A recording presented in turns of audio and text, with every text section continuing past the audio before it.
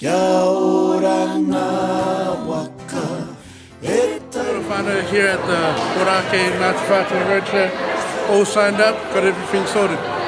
Kia ora whānau, here we are in Te Awaroa, and a lot of you aren't here, but anyway, I'm here. Oh, Wiki's here too. So it's been an amazing hui. I just love all the information that's been going on, and you guys are really missing out something big here. This is like big. I can't say anything more than that. I'm signed up whānau. Kia ora whānau, e te hui in Te Awaroa, Helensville, kia mautu wehi. Kia ora whānau, it's Adinawa here. Get to the next two. I went to Orake, it was here in Helensville. Make sure you sign up for everything that's been offered today. It's awesome. Go whānau. Afternoon whānau, there's Mona Beasley coming to you from Helensville. To do all this, it's very little time. It'd be foolish not to.